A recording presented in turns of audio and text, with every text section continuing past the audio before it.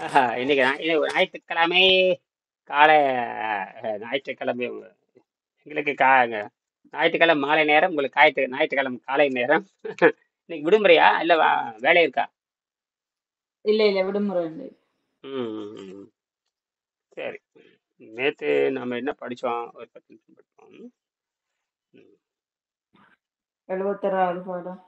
ஆமாம், 71வது பாடம் திருப்பி திருப்பி ஏன் படிக்கிறோம்னா அதான் நமக்கு முக்கியமான விஷயம் அதில் இருக்கு. நிறைய விஷயங்கள் இருக்கு. ம், நம்ம தப்பிக்கிறதுக்கான வழிமுறைகள் மரபணுவிலே இருக்கு. இந்த மரபணு நமக்கு எப்படி சொல்லித் தருது? மரபணுவிலே இருக்கு, நம்ம மரபுலயே இருக்கு. இயற்கையாகவே நமக்கு ம், இருக்குதுங்கிறத இயற்கை ஆராய்ச்சி பண்ண சாபக்கேடு தான் வெள்ளைக்காரர்களுடைய அந்த தவறான ஒரு ஆராய்ச்சி முறையில நம்ம வந்து மாட்டிக்கிட்டோம். அது மிகப்பெரிய சொந்த அறிவை இழந்துட்டோம். அது மிகப்பெரிய ஒரு அறிவியல் வாழ்வை இழந்தாச்சு. ரொம்ப சிம்பிளா, எளிமையா நாம வந்து குணமாக்குற ரொம்ப எளிமையான முறையில பல்வேறு பழக்க வழக்கத்துல நம்ம பல்வேறு பழக்க வழக்கத்துல மாட்டிக்கிட்டதுனால தான் நாம வந்து காய்கறி வைத்து வந்து நம்ம அன்னப்பாதையை சுத்தம் செய்ய வேண்டியது இருக்குது. ஏன்னா நாம் சாப்பிடுகின்ற அனைத்து உணவுகளுமே சளியையும் நச்சுத்தன்மையை உண்டாக்குற உணவு தான். அது வந்து காலங்காலமாக பழகி தொலைச்சாச்சு. அதனால தான் நமக்கு தமிழ் நூலில் பார்த்தீங்கன்னா நிறைய சித்தர் நூல்கள் தோன்றும். அது ஒரு 10,000 ஆண்டுகள் இருக்கும். ஏகப்பட்ட சித்தர் நூல்கள் இருக்குது. ஒவ்வொரு சித்தர் நூல்களும் ஒவ்வொரு சித்தர்களுடைய பேர்லாம் இருக்கும். அதில் பார்த்தீங்கன்னா இந்த உணவு, இயற்கையில் கிடைக்கிற உணவுகள், மனிதன் நுகரக்கூடிய உணவுகள், அது எந்த மாதிரி வாதம், பித்தம், கபம் எழுதி எழுதி வச்சிருப்பாங்க. ஒவ்வொன்றும் இந்த மாதிரி இருக்கு. அதெல்லாம் தூக்கி சாப்பிட்றது அந்த ஜீரண நீரை அமைதிப்படுத்துறது. அது பார்த்தீங்கன்னா, உதாரணத்துக்கு பார்த்தீங்கன்னா, இந்த அதாவது பார்த்தீங்கன்னா மலை வாகடம், சித்தர் வாகடம், அப்புறம் பல்பொருள் உணவு விளக்கம், பதார்த்த குண சிந்தாமணி, பதார்த்தங்களை அதாவது நாம் சாப்பிடுகின்ற பதார்த்தம்னே அதுக்கு பேரு. நாம் சாப்பிட்ற உணவுகள் பதார்த்தம்னாவே நம்ம விரும்பி சாப்பிட்ற உணவுகள்னு பேரு. அது ம், பூமியில ம், கிடைக்கிற அனைத்து உணவுகளையுமே எழுதியிருப்பாங்க. ஒரு உணவு, ம், ஒரு ம், ஒரு ஒரு மாம்பழம் எடுத்தா மாம்பழம் என்ன செய்யும்? ஒரு பலாப்பழம் ம், எடுத்தா ம், பலாப்பழம் என்ன செய்யும்? அது ம், மாப்பழா வாழைன்னு சொல்லுவாங்க. அந்த மாப்பழா வாழை என்ன செய்யும்? இப்படியெல்லாம் எழுதியிருப்பாங்க. ஆச்சரியமா இருக்கு. ம், அதெல்லாம் தூக்கி சாப்பிடுறது ஒரே அடிதான் இந்த சித்தர்கள் உண்டு. சித்தர்கள் என்பது மருந்தை அதாவது இடையில வந்தவங்க வயிற்று புலப்பாடல்கள் தான் வந்து அது வயிற்றுக்காகவும் பொருளீட்டுவதற்காகவும் மருந்து மாத்திரை சொல்லி பொய் சொல்லி அவங்க வயிற்று புல பண்ணாலே தவிர மனதை அடிப்படையாக கொண்ட சித்தர்கள் வந்து அந்த பசிதாகத்தை கட்டுப்படுத்த வேண்டும் தான் சொன்னாங்க. அதற்கு நீரை மருந்தாக அருந்து அப்படின்னாங்க.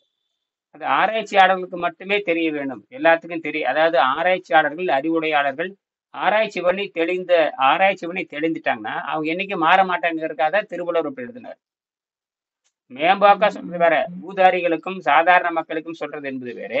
ஒவ்வொரு மனிதனும் அறிவாளிகளாக இருக்க வேண்டும். ஒவ்வொரு மனிதனும் ஆழ்ந்து சிந்திக்க வேண்டும். ஒவ்வொரு மனிதனும் ஆராய்ச்சி பண்ணாமல் எதை ஏற்றுக்கொள்ளக்கூடாது. செஞ்சு பார்த்து தான் கண்டுபிடிக்கணுங்கிறது வள்ளுவர் கொள்கை. ம், செஞ்சு பார்த்து ம், தான் கண்டுபிடிக்கணுங்கிறது தான் குவாண்டம். குவாண்டம் பிசிக்ஸ்ங்கிறது வந்து 2 தன்மை உடையது. அது வந்து இப்படி இருக்கும், அப்படி இருக்கும். சைபராவும் இருக்கும், ஒண்ணாவும் இருக்கும். நியூட்ரலாவும் இருக்கும். ம், ஆக நீங்க செஞ்சு பார்த்தா அது புடிச்சு பார்த்தா தான் தெரியும். அந்த நேரத்துல என்ன தெரியும்னு பார்ப்போம். அந்த நேரத்துல சைபரா இருக்கலாம், அந்த நேரத்துல ஒண்ணா இருக்கலாம், அந்த நேரம் நியூட்ரலா இருக்கு. இதுதான் ஆச்சரியமான உண்மை. அதனால செய்து பார்த்தால் தான் தெரியும். மயக்கம் வராது, சோர்வு வராது, கிறுகிறுப்பு வராது. பிராணத்திலே அந்த புராணங்கள், இதிகாசங்கள், கதையில கூட நீங்க நீரை ம், மருந்தாக அருந்தி போர் புரியலான்னு விஸ்வாமித்திரர் வந்து ராமன் லட்சுமணன் சொன்னதாக அந்த புராணங்கள் ம், கூறுகின்றன. அதை அடிப்படை கழிவு கொண்டது அவங்க வந்து அது கதைகள் கூட எழுதி வச்சிருக்காங்க. அது கதையே எப்படி வேணா இருக்கலாம். ஆனா ராவணன் வாழ்ந்தான் அப்படிங்கறதுல உண்மைதான். மையன் எல்லாம் இருந்திருக்கிறாங்க எல்லாமே. இவங்க வந்து அந்த உண்மைகள்லாம் பூரா திரிச்சு எழுதுறது தான். அந்த கதை எழுதுறப்போ இப்ப கம்பராமாயணத்தில் கம்பர் எழுதுறாங்க, சில உண்மைகளை வைத்துக்கொண்டு அழகா எழுதிட்டாரு. அது நம்ம அதை சில உண்மைகளை வைத்துக்கொண்டு ஒரு சோடனம் பண்ணி இப்படி சினிமா எப்படி எழுதுறாங்க, அந்த சினிமா மாதிரி தான். ஒரு அடிப்படை ம், கருத்து ஒண்ணு ம், இருக்கு. அந்த கருத்தை வச்சுக்கிட்டு கதை எழுதுற மாதிரி தான். அந்த கதையில இருக்கிற சம்பவத்துல நினைச்சுக்கிட்டு கருத்து விட்டுறது. இப்படி தப்பா ராமன் ம், வாழ்ந்திருக்கிறான், அவன் தவறு பண்ணா, இப்படி எல்லா நாடுகள்லையும் நடந்திருக்குது.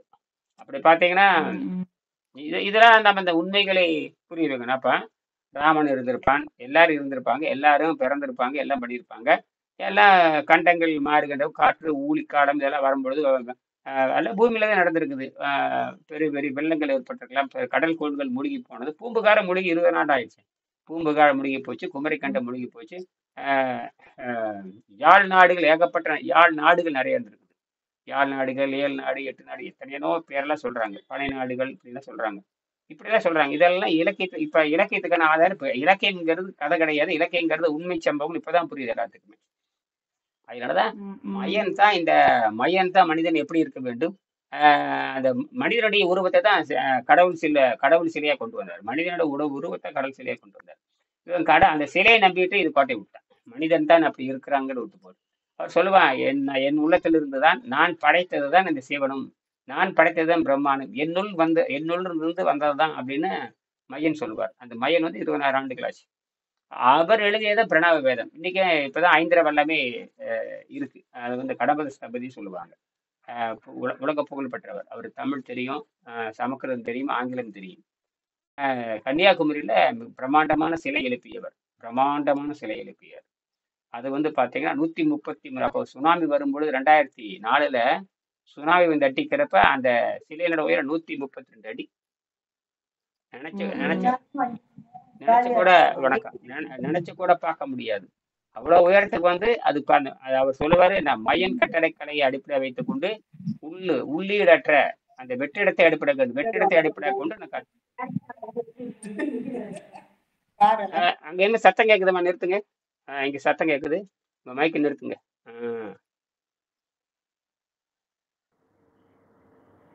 நீங்க பேசுறப்ப மட்டும் கவனிங்க. உங்க ஒளி வாங்கி நிறுத்துங்க. நீங்க பேசுறதா இருந்தா மட்டும் பேசுங்க, இல்லாட்டா அந்த சத்தம் அங்க தொந்தரவா இருக்கு. மைக் நிறுத்திட்டீங்களா? மைக் நிறுத்துங்க.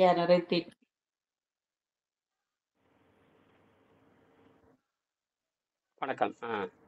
சரி. வணக்கம். வணக்கம். இது ஒரு சின்ன விஷயம் சொல்லிருந்தேங்க. நான் வந்து இப்ப 2 நாளா கலிபோர்னியாக்கு வந்துட்டேன். இங்க வந்து விடிகாலம் 3 மணி, அங்க ஈஸ்ட் கோஸ்ட் வந்து 6 மணி. அதனால 2 நாள் அட்டன் பண்ண முடியுது. பரவாயில்ல. இப்ப 3 மணிக்கு எந்திரிச்சு, இப்ப இரவு 3 மணியா உங்களுக்கு? விடிகாலம் 3 மணி. அதான் விடிகாலம் 3 மணி. விடிகாலம் 3 மணி. சரி 3 மணி. ஆமா, இங்க 3 மணினா அங்க நியூ ஜெர்சில வந்து 6 மணி. 3 மணி நேரம். சரி. ஆமா, அது சரி. ஒரு 1/2 மணி நேரம் தானே. அப்புறம் போய் தூங்கி இருங்க நீங்க. ஒரு 1/2 மணி நேரம் தான். நன்றி. சரி. அப்ப அந்த இவர் பண்ணிட்டு தான் இருக்காரு. மலேசியாக்காரர் பண்ணிட்டு இருக்காரு. இப்ப லேசான முன்னேற்றம் வந்திருக்குது அவருக்கு. மலேசியாக்காரருக்கு. அவர் வந்து பாத்தீங்கன்னா கடுமையான மருந்தினால் நரம்பு மண்டலம் பாதிக்கப்பட்டவர். செயற்கை போலியோ வந்துருச்சு அவருக்கு. Artificial polio.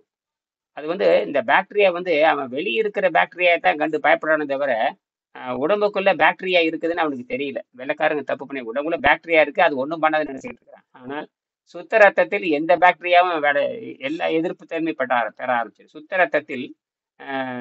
ரத்தத்தில் எந்த கிருமிகள் இங்க வேலை செய்யாது. தீமை தருகின்ற கிருமிகள், நோயை தருகின்ற எந்த கிருமிகளும் இங்க எதிர்கொள்ள முடியும். அது அந்த வெள்ளைக்காரனுக்கு தெரியல. அதனாலதான் வந்து இப்ப அவருக்கு நேரடியா அவருக்கு பயிற்சி கொடுக்கும்பொழுது இப்ப 3வது நாளே அவருக்கு இம்ப்ரூவ்மெண்ட் வர ஆரம்பிச்சிருக்கு. முதல் அந்த மூச்சு வாங்குறத 1 விழுக்காடு 1/2 விழுக்காடு குறைஞ்சிருக்குது. அவரு பேசிய பேட்டி இருக்குது பாருங்க, எனக்கு போட்டிருக்கேன். நான் காலையில அவர் பேட்டி கண்டேன். எப்படி இருக்கு? 72 மணி நேரம் பண்ணிருக்கீங்க, எப்படி இருக்குன்னு. இல்ல, முன்னேற்றம் இருக்கு. எங்க வீக்கம் இருக்கு. எல்லாம் 1 விழுக்காடு குறைஞ்சிருக்கு. இந்த நெஞ்சுக்குள்ள கட்டி இருந்தது. அப்ப அவர் இந்த போலியோ வந்தோடனே, அந்த செயற்கை போலியோ அவருக்கு 15 ஊசி போட்டிருக்காங்க 6 மாச குழந்தையிலேயே. அப்ப 15 ஊசி 6 மாச குழந்தையில போடுகின்ற கூட அது மொத்த நரம்பு மண்டலத்தையும் பாதிச்சிருச்சு. அப்படி பாதிக்கின்ற பொழுது எல்லாமே உச்சிதலை வந்து உள்ளங்க கீழே வரைக்கும் பாதிச்சிருச்சு. அது எல்லாம் திரும்பிடுச்சு எல்லாமே. 6 மாச குழந்தை என்ன கண்டுபிடிக்க போறீங்க? 6 மாச குழந்தை எந்திரிச்சு நடக்கவே முடியும். ஒரு குழந்தை நடக்கிறக்கே 1 வருஷம் 1.25 வருஷம் கண்டுபிடிக்க முடியும். ஏதோ ஒரு காலத்துல ஊசி போட்டாங்க, மாட்டிக்கிட்டாங்க. அது காரணம் நம்ம வெளியே இருக்கிற கிருமிகளை பாக்குறேனே தவிர நாம் உணவு சாப்பிடுகின்ற போது தீய கிருமிகள் வளர்றதுன்னு அவனுக்கு தெரியவே இல்லை. அது ஜெர்மனிக்காரர்கள் வந்தாங்க. டாக்டர் ஆட்டோ ஹென்ரிச் வார்பர்க்னு 1936ல வந்தாரு. அவர் வந்து அமிலத்தன்மை, அவர் நோபல் பரிசு வாங்கினவர். அதுக்கப்புறம் அமெரிக்க டாக்டர் ஃபெரிட் மோராட் வந்தார் 1998ல. அவர் உள்ள நச்சுத்தன்மை இருக்குது, அடப்பெல்லாம் இருக்குது, அதுக்கு வந்து இந்த உணவெல்லாம் ஆகாது, ஃப்ரூட்ஸ் வெஜிடபிள் மட்டும் சாப்பிடணும்ட்டு போயிட்டாரு. எல்லாம் தெளிவா அடிச்சானுங்க. இவனுங்க எதுவுமே இவனுக்கு ஆராய்ச்சி பண்ணவே இல்லை. இந்த முண்டங்கள் வந்து வெளி தோற்றத்தையே ஆராய்ச்சி வெளி கிருமிகளை கண்டே பயப்படுறானுங்க. அது ஒரு விழுக்காடு 2 விழுக்காடு தான். ஆனால் சுத்த ரத்தத்தில் எந்த கிருமி வேலை செய்யாது. சுத்த ரத்தத்தில் எந்த கிருமிகள் வேலை செய்யாது. சுத்த ரத்தத்தில் எந்த கிருமிகள் வேலை செய்யாது. நன்மை கிருமிகள் மட்டும்தான் இங்க இருக்கும். அதைத்தான் அதுவுமே நன்மை கிருமிகள் தீமை கிருமிகள் பகுத்து கொடுத்தவனே ஜெர்மனியர்கள் தான். அவருடைய லேப் ரிப்போர்ட் வச்சுதான் இன்னைக்கு எல்லாமே பயோகெமிஸ்ட்ரி ரிப்போர்ட்டே வந்து அந்த ஜெர்மனியர் கண்டுபிடிச்ச கிறிஸ்டியன் ராபர்ட் கிறிஸ்டியன் அவர் தான் இந்த அவர் தான் கண்டுபிடிச்சார் 1884. அவருடைய ரிப்போர்ட் வச்சுதான் இன்னைக்கு எல்லாமே பாக்டீரியா வச்சுதான் ரிசல்ட்டே பண்றானுங்க. இவன் டிஎன்ஏ வச்சு பாக்டீரியா தூய்மையாக இருந்தால் குட் பாக்டீரியா பேட் பாக்டீரியா என்ன பிரிக்கிறார். பேட் பாக்டீரியாவுக்கு மைனஸ் பாக்டீரியாவும் குட் பாக்டீரியாவுக்கு பாசிட்டிவ் பாக்டீரியாவும் பிரிச்சு விட்டு போயிட்டாரு. இப்படித்தானே ஆராய்ச்சி பண்ணாரு. அதுதான் இன்னைக்கு உலக அளவில் அவருடைய பேசிக் இல்லாமல் யார் மைக்ரோபயாலஜி படிக்கிறவங்க, டாக்டர் படிக்கிறவங்க, பிளட் டெஸ்ட் யூரின் டெஸ்ட் பண்றவங்க அது ஜெர்மானியர் என்ன சொல்றாரு அந்த ரிசல்ட் வச்சுதான் பண்ணுவாங்க. ஆமா, அதை வந்து பண்ணுவாங்க. இப்ப தெரிஞ்சு போச்சுங்களா. இப்ப எங்க வர்றானுங்கன்னா திருப்பி விஞ்ஞானிகள் பாக்டீரியா நோக்கி வர்றானுங்க. டிஎன்ஏ இப்ப டிஎன்ஏ கத்திட்டு இருந்தாலுமே டிஎன்ஏ ஒன்றும் செய்ய முடியாது. அது மீண்டும் பாக்டீரியாவுக்கு வரணும். பாக்டீரியாங்கிறது அடிப்படை நம்ம நாக்கு நுடியிலிருந்து மலத்துவார ஆசனவாய் மலம் வெளியே போற வரைக்கும் பூரா கோடிக்கணக்கான பாக்டீரியா இருக்கு. அதெல்லாம் கழிவு எடுக்கிறப்ப என்ன கேட்டீங்கன்னா அது ஆக்சிஜன் சூழல் வந்து அது வாழவே முடியாது. அது வெள்ளைக்காரன் பரிந்துரைக்கிற அத்தனையுமே வந்து அமிலத்தன்மையில் விஷத்தன்மையில் வாழுகின்ற உணவு தான் அவன் பரிந்துரைக்கிறான். இறைச்சி சாப்பிடு, முட்டை சாப்பிடு அப்படின்னு சொல்லிட்டு பரிந்துரைக்கிறான். அது மொத்தத்தில் அவன் சாப்பிட்றதுங்கிறது வந்து ஆரோக்கியம் இல்லைன்னு அவனுக்கு தெரியும். பழக்கம் வந்தங்காட்டி விட்டு கொடுக்க முடியல. வெள்ளைக்காரன் தப்பு பண்ணங்காட்டி மான மரியாதை போயிருன்னு காட்டி அவன் விட்டு கொடுக்காம இன்ன வரைக்கும் பேசிட்டு இருக்கிறான். அதனாலதான் அவனுக்கு வந்து ஆரோக்கியம் என்பது இன்ன வரைக்கும் எந்த நோபல் பரிசு விஞ்ஞானியும் ஆரோக்கியத்தை தர முடியும்னு எந்த நோபல் பரிசு அறிவிக்கவே முடியல. வெவ்வேறு உணவு பழக்கத்தை சொல்றான். கடைசியில நல்ல வேலையை ஃபாஸ்டிங் பத்தி ஆராய்ச்சி பண்ணி கண்டுபிடிச்சிட்டு போயிட்டான். ஃபாஸ்டிங் தான் கடைசிட்டு போயிட்டான். அதுக்கப்புறம் நீ ஃபாஸ்டிங் தான் கடைசிட்டு வந்ததுக்கு அப்புறம் யாரும் பேசவே முடியாது. உணவை பற்றி எவனும் பேசக்கூடாது. உணவுங்கிறது மன ரீதியாக வந்தாச்சு அவ்வளவு. அதனாலதான் பசின்னு ஒண்ணு, இப்ப ருசின்னு ஒண்ணு இருக்குது, அதை பத்தி அவனும் பேச மாட்டானுங்க. எந்த வெள்ளைக்கார ருசி பத்தி பேச மாட்டானுங்க. ருசிக்காகத்தான் நாட்டக மிளகு அது இது பட்டகிராம பிடிக்கிறதுக்கு தான் பிரிட்டிஷ்காரங்க வந்தான். பிரிட்டிஷ்காரங்க வந்தது காரணமே இந்த ருசிக்கு அடிமையாகி மசாலா பொருளை திருடுறதுக்கு வந்தவன் தான். அப்புறம் தான் நாசமா போச்சு எல்லாமே. இன்னைக்கே மசாலா பொருள் அவனால் இருக்கவே முடியாது. ஸ்பைசி இல்லாமல் இருக்கவே முடியாது. தின்னு பச்சைக்கறி திங்கிற எவனும் கிடையாது. எல்லாம் ரோஸ்ட் பண்ணி தான் திம்பானுங்க எல்லாமே. அப்படித்தான் அவன் தின்னு அவனுக்கு உலகத்துல அதிக புற்றுநோயாளி பார்த்தீங்கன்னா யூரோப்பிய நாடுகள் தான். ஜீரணமே ஆகாது. அது கடுமையான பனிப்பிரதேசம். எங்களுக்கெல்லாம் நாங்களே வெப்ப நாட்டில் இருக்கிற எதை சாப்பிட்டாலும் செரிமானம் ஆகுது. அவனுக்கெல்லாம் ஜீரணமே ஆகாது. அது ஐஃப்ரீஸில் வச்சிருப்பானுங்க, எல்லாமே பனிக்கட்டில் வச்சிருப்பானுங்க. போன வருஷம் சமைச்ச கறி கருவாடு பனிக்கறி பூரா வச்சிருப்பானுங்க உள்ள. அதை எடுத்து தின்னானு எப்படி இருக்கும்? அது சாதாரண டெம்பரேச்சர் கொண்டு வந்து அது இருக்கு 150 டிகிரியில் பனிக்கட்டியா இருக்கு. அதை கொண்டாந்து உடச்சி என்னென்ன அக்கிரமம் பண்றது அத்தனை பண்ணி போட்டானு. அதனாலதான் அவனுக்கு நிரந்தர தீர்வு காண முடியல. நல்ல வேலை இயற்கை நமக்கு ஒரு வாய்ப்பு இருக்கு இல்லையா. சரி, இப்ப நம்ம அந்த உடல் நல்ல நிலையில் இருக்கும் பொழுது உடல் சுத்தம். இதுல என்ன இன்னொரு முக்கியமான கண்டுபிடிப்புன்னு கேட்டீங்கன்னா, இதுல அர்னால்ட் எக்ரட் கண்டுபிடிச்சிருக்காரு. என்ன சொல்றாருன்னு கேட்டீங்கன்னா, ஒரு சுத்தமான உடம்பானது ஒரு செல்லை கூட எரிப்பதோ பயன்படுத்துவதோ வெளியேற்றுவதே கிடையாதுங்கிறாரு. எவ்வளவு பெரிய அருமையான கண்டுபிடிப்பு. உடல் சுத்தமானது பிறகு, உடம்பு நன்கு சுத்தமான பிறகு இந்த உடலானது தூய்மையான ஒரு செல்லை எரிப்பதோ பயன்படுத்துவதோ வெளியேற்றுவதே கிடையாது அப்படின்னு என்னத்துங்க ஸ்டேபிளா நிக்குதுங்கிறார். அப்ப அசுத்தமான அந்த கிருமிகளும் அசுத்தமான அந்த பொருள்களும் தான் அது தேவையற்ற உப்பு நீரும் அதிகப்படியான சளியும் அதிகப்படியான கொழுப்பும் அதிகப்படியான உப்பு நீரும் இதுதான் போகுமே தவிர உண்மையான கொழுப்பு சளி கிளி அமலம் எல்லாமே இயற்கையா இருக்கிறது அப்பயே இருக்கும். தூண்டப்பட்ட ஆசையின் காரணமாக தின்னு தூண்டப்பட்ட அந்த சளியும் அந்த உப்பும் அந்த நீரும் தான் உடம்புல இருக்குமே தவிர இப்படி தூய்மை செய்ய உண்மையான சதை வந்ததுக்கு அப்புறம் ஒரு செல்லை கூட அதை பயன்படுத்துவது இல்லைங்கிறதா விஷயமே. மனித உடல் தன்னிடம் உள்ள ஆரோக்கியமான ஒரு திசுவை கூட வெளியேற்றுவதோ அல்லது எரிப்பதோ அல்லது உபயோகப்படுத்துவதே கிடையாது. மனித உடல் எந்த அளவுக்கு சுத்தமாகவும் கழிவு பொருள்கள் சேர்ந்து அடைபடாமல் இருக்கிறதோ அந்த அளவுக்கு. அப்ப இதை கண்டுபிடிக்கணும். அப்ப எப்ப சுத்தமான உடல் ஏற்படுதுங்கன்னா அந்த இளைத்திருப்பான் யோகின்னு தமிழ்ல சொல்லுவாங்க. இளைத்திருப்பான் யோகி. அப்ப யோகியானவன் இளைத்திருக்க வேண்டும். எப்படி இளைத்திருக்க வேண்டும்?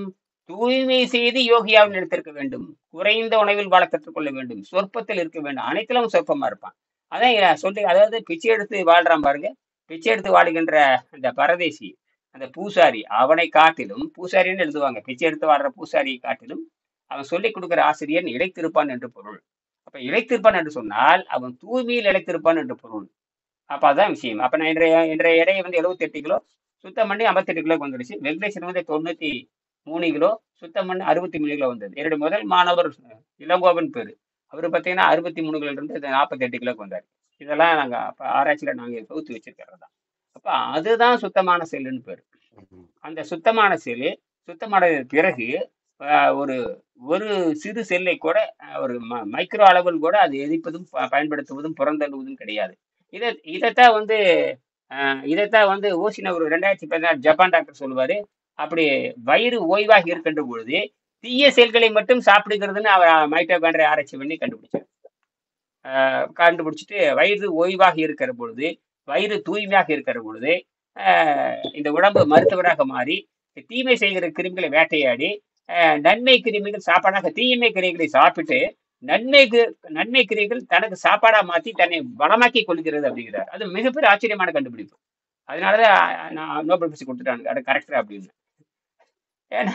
ஏன்னா ரெலிஜியஸ் ஃபாஸ்டிங் இருக்கதான் செய்யுது. ரெலிஜியஸ் ஃபாஸ்டிங் அது வந்து 2000 வருஷமா நபிகள் நாயக் என்ன வந்து அடிச்சு விட்டு போயிட்டாரு. எல்லாரும் நோன்பு இருக்கணும், 15 வயசு இருக்கிறவன் பூரா நோன்பு இருங்கிறான்னு போயிட்டாரு. என்னமோ பண்ணுங்கடா, 5 கடமையா நோன்பாது இருங்கிறான்ட்டாரு.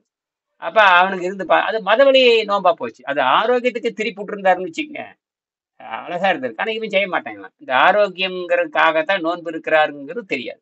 அதுதான் அவர் இன்டர்மிட்டன்ட் ஃபாஸ்டிங் சொல்றாரு. இன்டர்மிட்டன்ட் ஃபாஸ்டிங் சொல்வார் அவர். யாரு?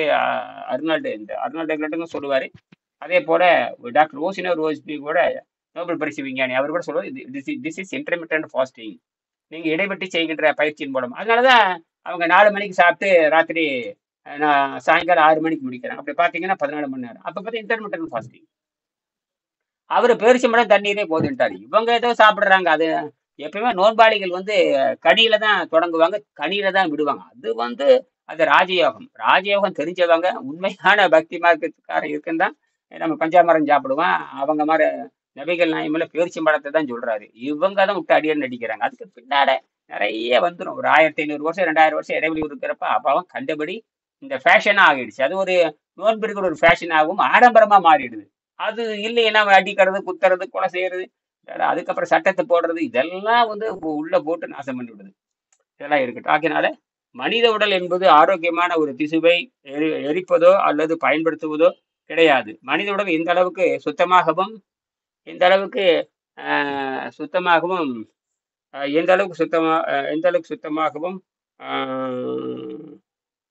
கழிவுப் பொருட்களும் சேர்ந்து அடைபடாமல் இருக்கிறதோ அந்த அளவுக்கு சுலபமாகவும் நீண்ட நாட்களுக்கு தண்ணீரை காற்றை மட்டும் உணவாக கொண்டு உபவாசம் இருக்க முடியும். உபவாசம் எப்ப இருக்கணும்னு கேட்டீங்கன்னா, அந்த சுத்தமாகி தெய்வ உடல் பெற்றதுக்கு அப்புறம் தான் உபவாசம் தொடங்கணும். எந்த உடல் பெற்றதுக்கு அப்புறம்? தெய்வ உடல் பெற்றதுக்கு அப்புறம் தான் நீங்க ஃபாஸ்டிங் இருக்கணும். இப்ப ஃபாஸ்டிங், ஏன்னா ஃபாஸ்டிங்னு ஒண்ணு கிடையாது, சுத்தம் தான் இருக்கிறது. ஃபாஸ்டிங்கிறது சக்தி பற்றாக்குறையா தான் ஃபாஸ்டிங்.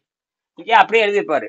டாக்டர் அர்னால்டு சொல்றாரு, இந்த பற்றாக்குறை உண்ணா நோன்பு ஒண்ணு இல்லை அப்படிங்கிறாரு. இன்னைக்கு உணவு பழக்கத்தை மாற்றி அமைப்பதும் உணவு பழக்கம் இல்லாம இருத்தல் தான் அதுக்கு நோன்பே தவிர, உணவு பழக்கத்தை தள்ளி வைப்பது, உணவு நேரத்தை மாற்றி அமைப்பது, உணவு பழக்கம் இல்லாம இருக்கிறதா நோன்பு. மற்றபடி சக்தி என்பது இருந்து கொண்டுதான் இருக்காது. கீழே எழுதுறாரு, அதாவது கழிவுப் பொருள்களும் விஷப்பொருள்களும் இல்லாத ஒரு மனித உடலுக்கு மேற்படி சுத்தமான மனித உடல் என்ற இயந்திரத்துக்கு அது அவ்வப்போது சுத்தமானதுக்கு பிறகு அது பயன்படுத்துகின்ற நீரை, நம்மளோட பல வகையான கூட்டுப்பொருள், நம்மளுடைய இயந்திரம் வந்து கணையம் கலர் ஏகப்பட்ட கூட்டுப்பொருள் இருக்குது.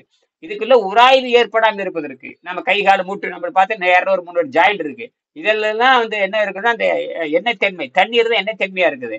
அது உள்ள போய் கழிவு லூப்ரிகண்ட் மாதிரி ஆயிடுது. அதுக்கப்புறம் கழிவை வெளியே எதுக்குமே சாப்பிட்டு கழிவு எடுக்கிறோம். அந்த உராய்வை குறைப்பதற்கு, அப்ப உராய்வை குறைப்பதற்கும் கழிவை வெளியேற்றுக்கும் தான் தண்ணீர் எண்ணெய் போல பயன்படுதுங்கிறாரு. எண்ணெய் போடுவது போல அந்த பேரிங்ல எண்ணெய் போடுறோம்ல, அதுதான். இவன் என்ன லிட்டர் கணக்காக குடிக்க ஆரம்பிச்சா, அடிப்படையே தப்பு.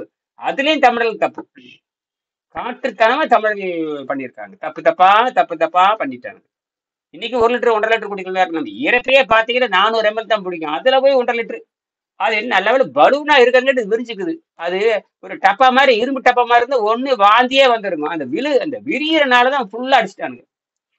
இன்னைக்கு முட்டாள்தான். அப்ப இருந்துட்டு 20 தடவை ஒண்ணுக்கு போறது. ம். இப்படி எல்லாம் இருக்கிற இன்னும் நடந்துட்டு தான் இருக்குது. அது அடிப்படையே தப்பு, அடிப்படையே தப்பு. அப்போ நீங்கள் உடல் ரீதியாகவும் மன ரீதியாகவும் ஆத்ம ரீதியாகவும் மேலாண் நிலைக்கு அடைவீர்கள். நான் முன்னும் அப்படின்னா இன்னொன்னு சொல்லுவாரு. அப்போ இதுல ஐயா ஒரு கேள்வி மன்னிக்கும். ஆ, அப்ப தண்ணியில என்ன அளவு இருக்கும் ஒரு மனுஷனுக்கு? இப்போ தண்ணியில நிறைய குழப்பம் இருக்குல்ல. உன் வெயிட் இவ்வளவுன்னா 3 லிட்டர் குடி 2 லிட்டர் குடின்னு சொல்றாங்களா? அதுவே தப்பா அப்போ? அது அடிப்படை தப்பு. அது அடிப்படை தப்பு. அதெல்லாமே தப்பு. ம். அதான் ரத்தனுடைய அடர்த்தி குறைஞ்சு போயிருங்க. ரத்தம் அடர்த்தி இருக்கு இல்லையா? ரத்தம் அடர்த்தி குறைஞ்சு மூளை வேலை செய்யாது. அதாவது நம்ம உடம்புல பார்த்தீங்கன்னா மேக்சிமம் டென்சிட்டி இருக்கணும்பாங்க. பிஹெச் லெவல் கரெக்டாக இருக்கணும். மேக்சிமம் டென்சிட்டி, அந்த மேக்சிமம் டென்சிட்டி சோடியம் பொட்டாசியம் இதெல்லாம் இருக்கு இல்லையா? சோடியம் பொட்டாசியம் மெக்னீசியம் நிறைய உப்புகள் ரத்தத்தில் இருக்கு. இப்போ பார்த்து நக்கி பார்த்தா உப்பு கறிக்கும். அது வந்து பல கோடி ஆண்டுகளாக நம்ம கடல்ல இருந்து மாறி வருகின்ற பொழுது உடன் கொண்டு வந்தது. அந்த டென்சிட்டி குறைஞ்சதுன்னா மூளை வேலை செய்யுது. மூளையிலிருந்து அந்த வேதியியல் மின்சார சமிகைகள் வந்து உடலெங்கும் பரவாது. நீர்த்து போச்சுன்னா வேலை செய்யாது. இது ஒன்றும் இல்லை. எலக்ட்ரோலைட் பண்ணிக்கின்ற பொழுது எலக்ட்ரோ கெமிஸ்ட்ரி படிக்கிறப்போ நீங்க வெறும் தண்ணி மின்சாரம் பாயாது. உப்புக்கு அந்த குறிப்பிட்ட உப்பு இருந்தால் தான் மின்சாரம் வந்து பாயும். அப்பதான் ஹைட்ரஜன் ஆக்சைடு ரெண்டா டிவைட் ஆகும். இது அடிப்படை அதுதான். அந்த உப்பு இல்லைன்னா கடத்தாது, மின்சாரத்தை கடத்தாது. நீங்க வந்து பாத்தீங்கன்னா கிளாசிக்கல் பிசிக்ஸ்ல வந்து ஸ்கூல்ல படிக்கிறப்ப பாத்தீங்கன்னா ஒரு பக்கம் நெகட்டிவ் பாசிட்டிவ் கொடுப்பாங்க. நடுவில் பாத்தீங்கன்னா சோடியம் ஹைட்ராக்சைடு கலக்கி விடுவாங்க. வெறும் தண்ணியில பியூர் வாட்டர்ல ஒன்றும் நடக்காது. சோடியம் ஹைட்ராக்சைடு கலக்கி விடுவாங்க. அப்பதான் எலக்ட்ரிசிட்டி பாயும். புரியுதுங்களா? சுத்தமான அப்ப ரத்தம் நீர்த்து போயிடுச்சுன்னா மூளை வேலை செய்யாது. அதனால கையில் நடுங்கிறது, கிட்டு நடுங்கிறது. எல்லாத்துக்கும் கைகால் நடுங்குது. வாத நோய் பித்தனை வர்றதுக்கு காரணமே, நோய் வர்றதுக்கு காரணமே ரத்தம் நீர்த்து போய்விட்டது. ரத்தம் நீர்த்து போச்சு. அதாவது உணவை தின்ன ரத்தம் நீர்த்து போயிடுறேன். தண்ணீரை குடிச்சாலும் தண்ணீரை குடிக்க சொல்லல. தண்ணீர் ஹியூமன், அதாவது என்ன சொல்றாருன்னா டாக்டர் அருணாடக ரெட்டி சுருக்கமா சொல்றாருன்னா, தண்ணீர் என்பது லூப்ரிகேட்டிங் ஆயிலுங்கிறாரு. பெட்ரோல் வேற, லூப்ரிகேட்டிங் ஆயில் வேற. என்ன சிங்கப்பூர் திருடோக சேர்ந்த பெட்ரோல் வேற, சப்ளிமெண்டரியா போறக்கூடிய லூப்ரிகேட்டிங் ஆயில் வேற. என்னது? ஆமாங்க, எனக்கு புரியுது. ஈவன் அதான் நான் யோசிச்சுட்டு இருந்தேன். தண்ணி லூப்ரிகேட்டிங் எப்படி ஆயில். வந்து என்னுடைய மூட்டு வலி பிரச்சனை எப்படி சால்வ் ஆச்சு அப்படின்னு நான் யோசிச்சுட்டே இருந்தேன் நானு. அப்ப நீங்க சொல்லும்போது அதுதான் வந்து நீங்க சொல்ல ஆயில்னா அதான் அந்த உராய்வை வந்து கம்மிப்படுத்தும் இல்லையா? இப்ப தண்ணி குடிக்க ஆமா. குடிக்க குடிக்க அப்ப எது வந்து உராய்வை கம்மிப்படுத்தும்? இப்ப சொல்றாங்க பாத்தீங்களா, அந்த மூட்டு இருக்கிற ஜவ்வு தேய்மானம் இருக்கு அப்படின்னு. அப்போ நீங்க சொல்றீங்க இப்ப தண்ணி குடிக்கிறதுனால வந்து நமக்கு எல்லா ப்ராப்ளமே சால்வ் ஆகுமா அப்படின்னு ஒரு கேள்வி வந்துச்சு. இப்ப எல்லாமே குணமாகும்னா அப்ப இந்த மூட்டு உராய்வுக்கும் அதுலயே வந்து சரியாகணும் இல்லையா? அப்ப நீங்க இன்னைக்கு அந்த கேள்வி இப்ப நீங்க பதில் எனக்கு கிடைக்குது. அப்போ இது வந்து அந்த உராய்வையும் கம்மிப்படுத்தும் இல்லையா? இப்ப நம்ம குடிக்கிற அளவு தண்ணி கரெக்டா இருந்தது அப்படின்னா. அதுதான் உண்மை. இப்ப புரியுதா? அப்ப வந்து என்னன்னு கேட்டீங்கன்னா, இது அமிலத்தன்மையும் காரத்தன்மையும் நடுநிலைப்படுத்திட்டு போயிடும். என்னது அமிலத்தன்மையும்? இன்னொரு கேள்விங்க. அப்ப இந்த ஜிம்முக்கு போயிட்டு தண்ணி குடிக்கிறாங்க. ஜிம் அவ்வளவு ஹெவியா வெயிட் எல்லாம் தூக்கிட்டு அப்ப தண்ணி குடிக்கிறதால தப்பா? அப்போ எல்லாம் தப்பு தான். எல்லாமே தப்பு. மனிதனுடைய ஒழுக்கமே தப்பு. மனிதனுடைய ஒழுக்கமே. ஆகாரம் திங்கிறவனுக்கு ஆரோக்கியமே வராத. ஆகாரம் திங்கிறவனுக்கு ஆரோக்கியம் ஒரே அடி. அதாவது ஆகாரத்திற்கு, அதாவது மனிதனுடைய உடல் நலத்திற்கும் உண்ணும் ஆகாரத்திற்கும் எந்த தொடர்பும் இல்லை. ஆரோக்கியம் என்பது நேரடி அங்க பிடிச்சிக்குங்க. உடற்பயிற்சி பண்ண ஆரோக்கியம் தானே யார் சொன்னாங்க? உடற்பயிற்சி பண்ணா ஆரோக்கியம் வரும் ஒருத்தருமே சொல்ல. இவனா கதை விடுறான். உடற்பயிற்சி பண்ணா ஆரோக்கியம் வரும், புண்ணாக்கு வரும், உடலங்க வரும். ஒன்னும் நடக்காது. கை கால் வலிதான் வரும். எல்லாம் நரம்பு மண்டலமே அதிர்ந்து போகும். எல்லாம் கிழவனாயிருவானு. என்னது கெட்ட கட்டக்கன்னு ஆடுவானுங்க. எல்லாம் கொஞ்சம் அந்த 4 வருஷம் 3 வருஷம் அப்புறம் பூரா எல்லாம் முடிஞ்சு போச்சு. துடிதுடித்து சாக வேண்டும் அத்தனை பேர். எவன் வெயிட் லிஃப்ட் அட்டிக்கிறானோ அத்தனை பேர் நரம்படலம் பாதிச்சு ஸ்டீராய்டு போட்டு அடிச்சு. ஒரு சிலது பாத்தங்க. இப்ப கூட பாத்தீங்கன்னா தமிழ்நாட்டுல வந்து 2-3 கேசஸ் அப்படியே அதே இடத்துலயே வந்து மயக்கம் போட்டு செத்து போயிடுறாங்க. பண்ணிட்டு அந்த சினி ஆக்டர் கூட ஒருத்தர் கர்நாடகால வெயிட் லிஃப்டிங் அதே இடத்துல அப்படியே சுருண்டு போட்டு அப்படியே செத்து போயிட்டாரு. அவன் பல கோடி ரூபாய் சொத்து. புனித்ராஜ். அவன் தான் புனித்ராஜ் செத்து. சரி, இது உனக்கு அமெரிக்கால தினம் 100 பேர் செத்துட்டு தான் இருக்கான் வெயிட் லிஃப்ட் சாம்பியன்ல. எல்லாம் அத முட்டாளுங்க. எல்லாம் அறிவே இல்லை. இனி எனக்கே 30 வருஷத்துக்கு அப்புறம் தான் ஞானமே வந்தது. இப்ப நானும் இந்த மாதிரி உங்களை மாதிரி தானே எல்லாம் வெள்ளக்காரங்கல்வி படிச்சு வெங்கடேசனே வீணா போனது காரணமே வெள்ளக்காரங்கல்வி படிச்சது. அப்புறம் தானே சுய ஆராய்ச்சி பண்ணாரு. சுய ஆராய்ச்சி பண்றவன் தாங்க அறிவாளி. இது சூப்பர் நாலேஜுங்க. இது பார்த்துங்க 3 நாலேஜ். நமக்கு 3 நாலேஜ் இருக்கு. சாதாரண அறிவு, பொது அறிவு, அப்புறம் நுண்ணி அறிவு. திருவள்ளுவர் நுண்ணி அறிவு எழுதுவது. இப்பதான் வந்து இன்டெலிஜென்ஸ் பத்தி பேசுறீங்க. இப்பதான் 2வது நாளைக்கு வந்திருக்கிறீங்க. ஜென்ரல் இன்டெலி இப்ப 3 இன்டெலிஜென்ஸ் பத்தி பேசுறானுங்க. இப்ப ஏஐன்னு சொல்றானுங்க. அதுல 3ஆ பிரிக்கிறானுங்க. பொதுவான இன்டெலிஜென்ஸ், ஜென்ரல் இன்டெலிஜென்ஸ், இன்னொன்னு சொல்றானுங்க ஏஎஸ்ஐன்னு சொல்றானுங்க. ஏஎஸ்ஐன்னு சொல்றாங்க. ஏஜிஐ வந்துருச்சு இப்போ. ஏஜிஐங்கிறது ஆர்டிபிஷியல் ஜென்ரல் இன்டெலிஜென்ஸ் இருந்தாச்சு. இப்ப 3வது என்ன வரப்போகுதுன்னா ஆர்டிபிஷியல் சூப்பர் இன்டெலிஜென்ஸ் வரப்போகுது. இப்ப நாம பேசுறது சூப்பர் இன்டெலிஜென்ஸ் வச்சுதான் பேசுறா. நுண்ணறிவுன்னு பேரு. நுண்ணறிவுன்னு எப்படி தெரியுமா இருக்கா? யாரும் செய்யாததை செய்வதுன்னு என்று பொருள். என்னது? யாரும் செய்யாததை. என்னது? ம். அதைத்தான் இப்ப இனியன் சொல்லிட்டு இருக்காரு. யாரும் செய்யாததை செய்யறோம். இப்ப வந்து அவர் மலேசியால உட்கார்ந்து இருக்காரு. யாரும் செய்யாததை செஞ்சுட்டு தான் இருக்கிறோம். இப்ப அவரு இன்னைக்கு காணொலி போட்டுருக்கேன். பாத்தீங்களா? இல்ல அவர் வீடியோ போட்டனே பாத்தீங்களா? இன்னும் இல்லைங்க அது. ஏன் பாக்கல? பாக்கலன்னா அது உங்களுடைய தப்பு தான். நான் ஒன்றும் பண்ண முடியாது. ஏன் பாக்கலன்னு கேட்டா அது உங்களுடைய தப்பு தான். காலையில இதுக்கு எல்லாம் போட்டாச்சு. காலையில 11 மணிக்கு சிறப்பு நேரடி அவருக்கு பண்ணணும். கேட்டு ஐயா அவரே சொல்லிட்டு ஐயா 1% குறைஞ்சிச்சு, கட்டி எல்லாம் கரைச்சிட்டு வருதுங்கிறாரு. ஐயோ உனக்கு கொடுக்கறதே புற்றுநோய்க்கான கட்டி, புற்றுநோய்க்கான என்ன பயிற்சி கொடுக்கணுமோ அதையும் அவனுக்கு கொடுத்துருக்க அப்படின்னு. டாப் மோஸ்ட் புற்றுநோய் தான். அந்த புற்றுநோயை எவாக்குவேட் பண்றது என்னுடைய வேலை. ஏன்னா நான் சூப்பர் நாலேஜை பயன்படுத்துறேன். நுண்ணறிவை நான் பயன்படுத்துறேன். நுண்ணறிவை பயன்படுத்தி அவரை நான் குணமாக்குறேன். ஏஐ என்ன பண்ணுதோ, ஆர்டிபிஷியல் இன்டெலிஜென்ஸ் என்ன பண்ணுதோ, ஆர்டிபிஷியல் இப்ப எது வரைக்கும் வந்திருக்கு தெரியுமா? ஜென்ரல் பொது அறிவு வரைக்கும் தான் வந்திருக்குது. இன்னும் சூப்பர் அறிவுக்கு போகவே இல்லை. சூப்பர் இன்டெலிஜென்ஸ் போகவே முடியாது. அப்படியே வந்தாலுமே மனுஷன் முந்த முடியாது. அது எப்படின்னா செய்ய முடியாதெல்லாம் சிந்திக்கிறது. அதுதான் குவாண்டம்ங்க. குவாண்டம்ங்கிறது செய்ய முடியாததை சிந்திக்கிறது. செய்ய முடியாததெல்லாம் சாதனை பண்ணி காட்டுறது குவாண்டம். ஐசன்பெர்க் தியரி அதுதான். ஐசன்பெர்க் தியரி நீங்க பேசுனீங்கன்னு வச்சுக்கோங்க, கிளாசிக்கல் பிசிக்ஸ் எல்லாத்துக்கு டவுட் கண்டுரும். இருக்கு இந்த டாப் மோஸ்ட் இந்த குவாண்டம் பிசிக்ஸ் தான். Quantum physics, quantum chemistry, quantum mind. இப்போ குவாண்டம் மைண்ட் எல்லாம் வர ஆரம்பிச்சிருச்சு. தீபக் சோப்ரா அருமையான ஆள். அவரு அமெரிக்காவில் இருக்காரு. டாக்டர் தீபக் சோப்ரா பிஹெச்டி பண்ணியிருக்காரு. எது பிஹெச்டி பண்ணிருக்காரு. எம்டி வேற. அவர் விட்டு வாங்குன்னு வாங்குறாரு. அவரு என்னமோ நோயெல்லாம் குணமாகுன்னு சொல்றாரு. எனக்கு ஆச்சரியமா இருக்கு. எனக்கு எப்படி நோய் குணமாகும்? நூற்றுக்கணக்கான 60-70க்கு மேற்பட்ட புத்தகத்தை எழுதியிருக்காரு. சும்மா குவாண்டம் பயாலஜி, அந்த குவாண்டம் மைண்ட்னா எல்லாம் போட்டான்ங்கிறாரு. அடிச்சு நொறுக்கிறப்ப இது என்ன நாம் என்ன பேசுறோமோ அதை அப்படியே பேசுறாரு. அட நமக்கு ஒரு ஆள் கிடைச்சிட்டாண்டோ அப்படின்னு நான் முடிவு பண்ணிருந்தாங்க நமக்கு. ஆனா மொழி பிரச்சனையை தவிர நாம பேசுறது பூரா அந்த ஆள் பேசுறான். அது உங்களுக்கு அந்த லிங்க் அனுப்பிச்சிருக்கேன் பாருங்க. பேர் தீபக் சோப்ரா, அமெரிக்காவுக்கு புகழ்பெற்ற ஒரு மருத்துவர். புத்தகம் பயங்கரமா வித்துக்கிட்டு இருக்குது. Quantum mind. இப்ப அமெரிக்கர்களும் குவாண்டம் மைண்ட் என்னன்னு படிக்கிறாங்க. அவங்களுக்கு கொஞ்சம் அறிவு வேலை செய்யுது. அவங்க அமெரிக்கால படிக்கிறாங்க. புத்தகத்தை வாங்கி படிக்கிறாங்க. டாப் சேல்ஸ் இருக்குது. பாட்ட லிங்க் கொடுத்துருக்கேன். பார்த்தேன். அடே எங்க அப்பா அட சாமி, வேணும் முடிஞ்சா வாங்கி படிச்சு பாருங்க. ஆனா என்ன வைத்தியம் பண்ண போறீங்கன்னு தெரியல.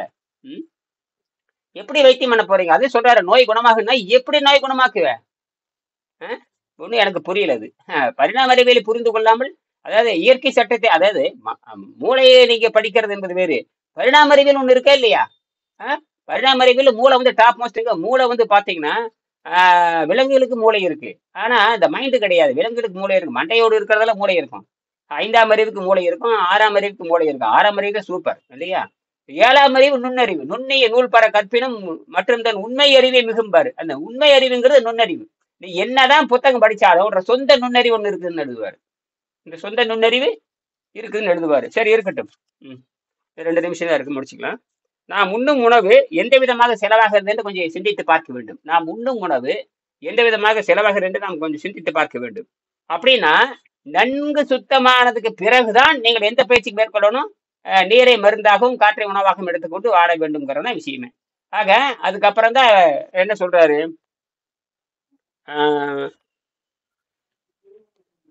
எத்தனை காலம் பாருங்க, எத்தனை காலம் கழித்து பட்டினி என்பது ஆரம்பிக்கிறது. பட்டினி என்பதே கிடையாதுன்ட்டாரு. பட்டினி என்பது கிடையாதுன்னா நோன்பு இல்லைன்ட்டாரு. யாரு? டாக்டர் அர்னால்டு அழகா சொல்றாரு. எத்தனை காலம் கழித்து பட்டினி என்பது ஆரம்பிக்கிறது என்பது இதுவரைக்கும் யாரும் கண்டுபிடிக்க முடியாது அப்படின்னு எனர்ஜி இருக்கு. எனர்ஜி என்பது வந்து கொண்டுதான் இருக்கிறது. அது போட்டோ. இப்ப என்ன சொல்றாருன்னு கேட்டீங்கன்னா, அர்னால்டு காலத்துல யாருமே வந்து போட்டோ சிந்தசிஸ்ல யாரும் கண்டுபிடிக்கவே இல்லை. அது ஒரு 1920களில் போட்டோ லைட்டு, போட்டோ எலக்ட்ரிக்கு, தாவரம் எப்படி இயங்குது அந்த மாதிரி அறிவே யாருக்கும் கிடையாது. ஆனால் ஜெர்மன் டாக்டருக்கு எப்படி அந்த அறிவு வந்து நமக்கு ஒன்றும் புரியல.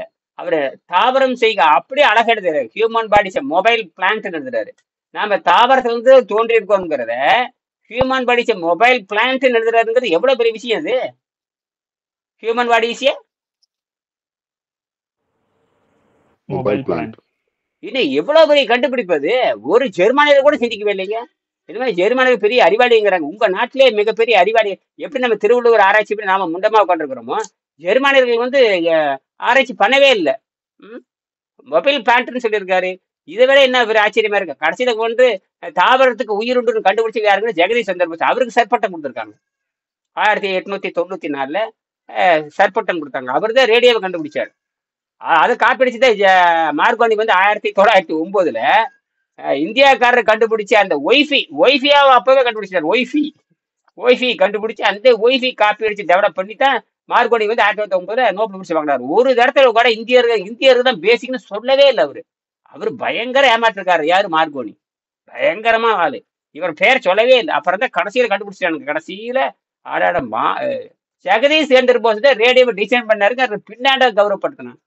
அதுல ஒரு பெரிய வரலாறு, மறைக்கப்பட்ட உண்மை. என்னது? ஜெகதீஷ் சந்திர போஸே அவர் வந்து யார் பேடண்டே வாங்கல. அவர் எதற்கும் பேடண்டே இல்லைன்ட்டாரு. அவர் தான் சொல்றாரு தாவரத்துக்கு உயிர் உண்டுன்னு கண்டுபிடிக்கும் பொழுது இங்கிலாந்து ராயல் சொசைட்டி அவருக்கு சற்பட்டம் கொடு. அப்ப சற்பட்டம் இங்க வாங்கினாவே அவர் நோபல் பரிசு அர்த்தம். அப்ப 1889 நோபல் பரிசு கிடையாது. 1901 தான் நோபல் பரிசு வருது. 1901 தான். அப்ப இன்னைக்கு வரைக்கும் பாத்தீங்கன்னா 24 ஆண்டுகளா 124 ஆண்டுகளாக நோபல் பரிசு கொடுத்துட்டே வர்றாங்க. அவருக்கு அடுத்து நோபல் பரிசு கிடையாது, சற்பட்டம் தான். ஆனா பயங்கர பிசிக்ஸ் மாஸ்டர் அவரு. அது மட்டும் இல்ல, மெடிக்கல்ல பயங்கரமா கண்டுபிடிச்சாரு. யாரு? ஜெகதீஷ் சந்திர போஸ்.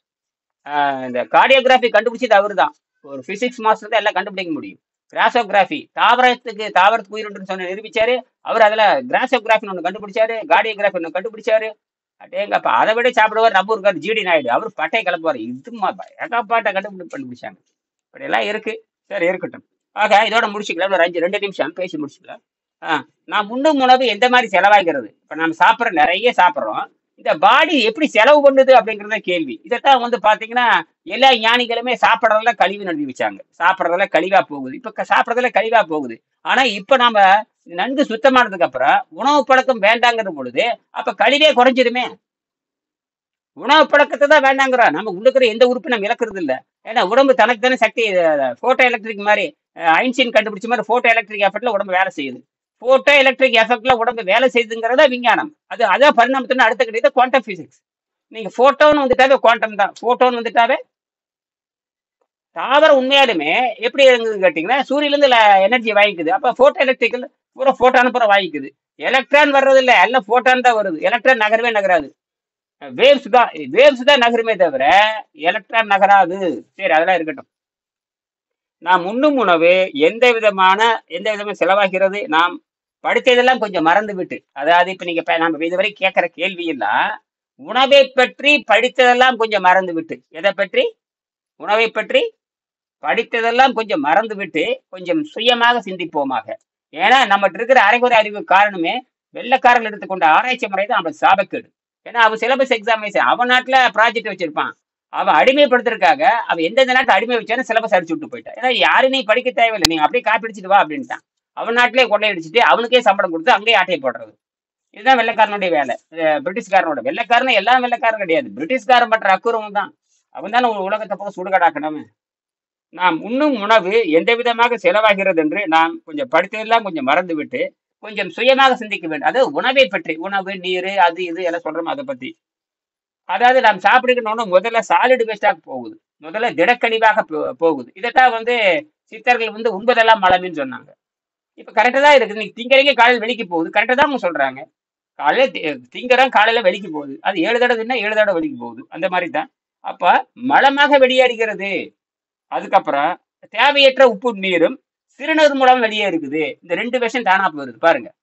இந்த 3வது விஷயமும் 4வது விஷயமும் நம்ம முயற்சியில் வருது. இங்க அதனாலதான் விலங்குகள்லாம் பல்லு வளர்க்கறது இல்ல, பிறந்த குழந்தை பல்லு வளர்க்கறது இல்லை. எப்ப ஆரம்பிக்குதுன்னு கேட்டீங்கன்னா சாதாரண உணவை தின்று கெட்டு போனதுக்கு அப்புறம் அந்த குழந்தை பல்லு வளர்க்க ஆரம்பிக்குது. அப்ப எப்ப ஒரு குழந்தை பல்லு வளர்க்க ஆரம்பிச்சதோ அது நிரந்தர நோயாளின்னு அர்த்தம். என்னது? நோயாளி ஆக போகுது அல்லது நிரந்தர நோயாளின்னு அர்த்தம். கீரை, காய், கனி, பழம் சாப்பிடும் பல்லு வளர்க்க தேவையில்லை. அது உணவு பொருளே கிடையாது. அதுல பிரஷ். அதெல்லாம் கீரை சாப்பிட்டாவோ, காய் சாப்பிட்டாவோ, பழம் சாப்பிட்டாவோ அது உணவே கிடையாது. அது வந்து கிளீனிங்ல போயிடுது, சேவக்கட்டை. என்னது? தொடப்பக்கட்டு, broomstick. All vegetable, all greens, vegetable or green leaves or fruits are like a broomstick. Only cleaning, vacuum cleaner. அவ்வளவுதான். வேக்கம் கிளீனர் மாதிரி வந்து இந்த பிரஷ் கிளீனர், அவ்வளவுதான். வேக்கம் வச்சு திங்கிறீங்க. அதான் நீங்க காய்கறி கீரையை பத்தி பேசுனீங்கன்னா அது ஃபுட்டே இல்லைங்கிறானுங்க வெள்ளைக்காரங்க. அதே மாதிரி தட் இஸ் நாட் ஃபுட்டு. அவனுக்கு என்ன இந்த சாராயத்தை எடை போட்டு கலோரி வேல்யூ போட்டு பார்த்துட்டு, கீரையில கலோரி இல்ல, புடலங்காயில கலோரி இல்ல, அவனுக்கு கலோரி போட்டே உலகத்தை ஏமாத்திட்டு போயிட்டானு. கலோரி போட்டே. சரி, மூன்றாவது ஒரு பகுதி. இப்ப இரவு தூங்குறான், அந்த லாங் கேப் கொடுக்கறப்ப நீங்க திங்கிட்டு இருக்கிறப்பெல்லாம் பாத்தீங்கன்னா பகல சாப்பிட்டீங்கன்னா நாக்கில விஷம் படியாது. ஆனால் நீங்க இரவு தூங்குற போது ஒரு 6 மணி நேரம் 2 மணி நேரம் தூங்குறது பாத்தீங்கன்னா உடம்பு என்ன பண்ணுது, தின்னது பூரா அப்படியே கொண்டு நாக்கில வச்சிருது. அதுதான் அந்த மொழி சொல்லுது. பாரு, நீ தின்னது பூரா கொண்டு வச்சுட்டேன், கொஞ்சம் வச்சுட்டு போயிட்டேன் அப்படின்னு சொல்லுது. அப்ப அது வாய் பேச தெரியாது. பூரா என்ன பண்ணுது, கெமிக்கல் ரியாக்ஷன், கெமிக்கல் சிக்னல், அதாவது வேதியியல் சிக்னலை கொண்டு வந்து சிக்னல் கொண்டு வச்சுட்டு போய் பாரு, நீ தின்னதை கொண்டு வச்சுட்டு போயிட்டேன் பாரு, டே ஒரு விழுக்காடு வச்சுட்டேன். காலையில பார்த்து கடுமையான அது ஒரு கடுமையான வாடையோடு இருக்குது, சொல்ல முடியாத வாடை இருக்குது. உடனே என்ன பண்ற, கரெக்டா அந்த நாக்கை மட்டும் தொண்டை மட்டும் சுத்தம் பண்ணிட்டு அதுக்கப்புறம் சுத்தம் பண்றது இல்லை. அதை உண்மையாலுமே நம்ம பாத்தீங்கன்னா சுத்தம் பண்றதுக்காக தான் மனிதன் வந்திருக்கிறாங்கிறதான் தெரியுது. அப்ப ஒரு பகுதி இரவில் விஷமாக வயிற்றிலும் வாயிலும் உணவு பாதையிலும், வாயிலும் படிகிறது, உணவு பாதையில் 33 அடி. அப்ப வாயிலும் உணவு பாதையிலும் படிந்து விடுகிறது. இதைத்தான் காலையில் பல் விளக்குவதன் மூலம் தொண்டை வரை சுத்தம் செய்கிறோம். அன்டில் த்ராட் சுத்தம் செய்கிறோம். உணவு பாதையில் படிக்கின்ற விஷத்தை இப்ப பல்லு வளைக்காச்சு, அது பிரஷ் போட்டு வளைக்கிட்டீங்க, பல்லு குச்சி போட்டு வளர்க்குறீங்க, அது ஒரு விழுக்காடு தான். மிச்சம் 33 அடி உணவு பாதை. அதை எப்படி விளக்குவீங்க? அதுக்கு என்ன பண்ணணும்னா, விஷத்தை வேக வைத்த காய்கறியின் மூலமாக, மருந்தடிக்காத வேக வைத்த அது உழவர்னு பேரு, அந்த உழவன் மருந்தில்லாத உணவை கொடுக்க வேண்டும் அப்படின்னு அர்த்தம். இப்ப எல்லா உழவரும் அப்படித்தான் பண்றாங்களா? அதான் கேள்வி. ஆக வேக வைத்த காய்கறியின் மூலம் பெருங்குடலுக்கு கொண்டு வந்து, அப்ப இந்த பெருங்குடல் வந்து முக்கியமானது. பெருங்குடல் இந்த பெருங்குடல் தான் எல்லா பிரச்சனையும் நடக்குது. பெருங்குடல் தூய்மையா இருந்தா மரணமே இல்லைங்கிறான். இப்ப அதை தான் சொல்றானுங்க. பெருங்குடல் சுத்தமாக இருந்தா நோயே இல்லை, கட்ஸ் அப்படி எக்கச்சக்கமான ஆரோக்கியம் வருதுங்கிறான். இன்னைக்கு உலகத்துல பெருங்குடல் சுத்தமா இருக்கிறவன் ஒருத்தரும் கிடையாது, எல்லாம் சுருங்கி போய் கிடக்கும். அத பெருங்குடல் இருந்து ஒரு மாலை மாதிரி பா வடிவத்தில் இருக்கிற, நீ எடுத்து படம் எடுத்து பாருங்க, அனாட்டமி எடுத்து படிச்சு பாருங்க. அனாட்டமியுடைய எங்கிட்ட கூட அனாட்டமி இருக்கு, பிசியாலஜி அனாட்டமி படிச்சு பாருங்க. பெருங்குடல் அப்படியே மாலை மாதிரி அப்படியே அழகா சேமப்பா இருக்கணும். ஆனா சுருங்கி போய் கருகி போய் இந்த காய்ந்த மாலை மாதிரி அங்கங்க நூல் இருக்கும், அங்கங்க காய்ந்த பூ இருக்கும், அந்த மாதிரி சுருங்கி போய் கிடைக்கும். சாதாரண உணவு சாப்பிட்றவங்களுக்கு அப்படித்தான் இருக்கும். இறைச்சி ஈரவனுக்கு மலமே போகாது. சரி, அதெல்லாம் மாசத்துக்கு ஒருக்க மலம் வருவது பெரிய விஷயம். விஷத்தை வேக வைத்த காய்கறிகள் மூலமாக பெருங்குடலுக்கு கொண்டு வந்து வெளியேற்ற வேண்டும் என்று நீரோணமரி கூறுகிறது. மீதப்பகுதி, இன்னும் ஒரு நிமிஷம்.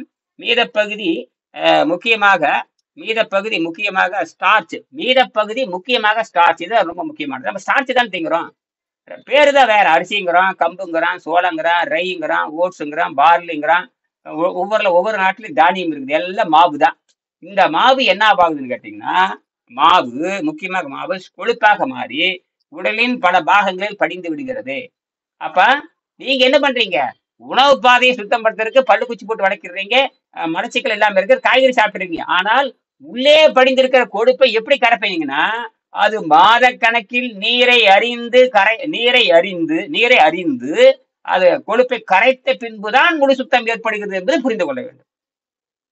பல்லு வளர்க்கறதுனால கரை போறதில்லை, கீரை சாப்பிடறதுனால கரை போறதில்லை.